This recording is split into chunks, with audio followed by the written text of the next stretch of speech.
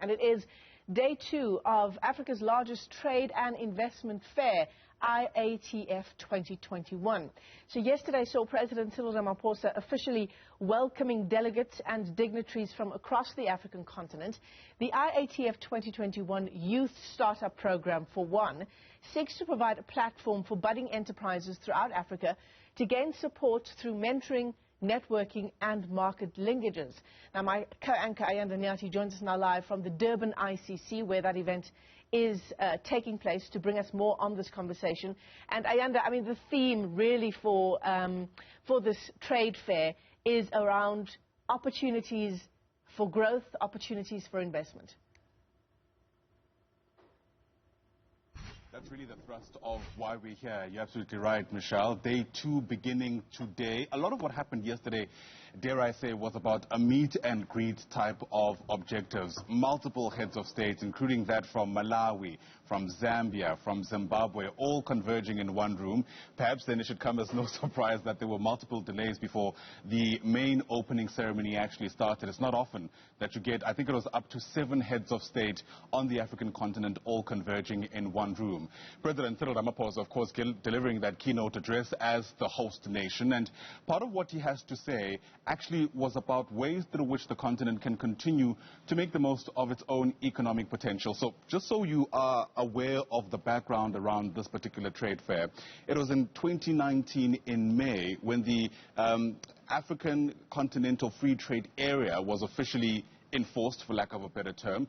And essentially what that is hoping to do is to create a single market across various states within the African continent by lifting things like tariffs and making movement easier for people to do business. And what was then put into action at that time, today they're hoping to, if you like, materialize some of those objectives. So this is just one platform, really, if you like, to make sure that that African Continental Free Trade Area finally takes hold. So President Cyril Ramaphosa, yesterday, amongst the many other things he said, was he's hoping that this particular fair will be able to allow Africa to rewrite its own economic success. Take a listen.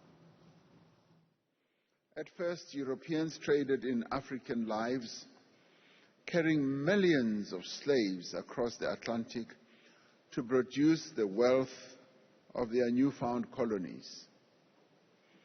The wealth that resides in the United States, that dazzles so many people, the wealth that resides in Europe that dazzles so many people, in large part is wealth that originated from this continent. Then, with the realization of Africa's vast raw materials, colonial powers turned to the extraction of Africa's minerals and agricultural products. Much of the economic storyline of colonialism persists to this day. Now, Africa is taking concrete steps to write its own economic success story. And this intra-Africa trade fair is part of that story. Africa is opening up new fields of opportunity.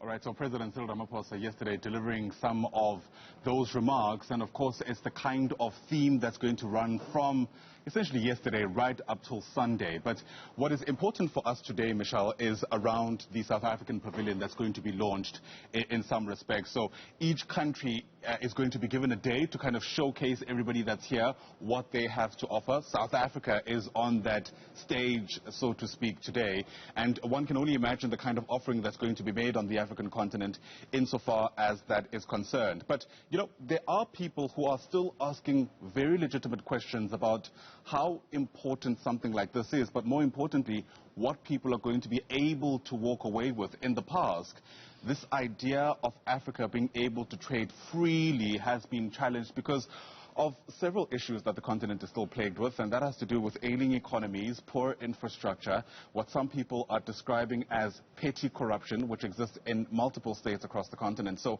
we're going to have to also look out to how critical some of the exhibitors are who are here going to be about some of the very real challenges that the continent still faces. So all of that and a whole lot more, without a doubt, coming your way between now until we essentially pack up office with the rest of the exhibitors that are here. But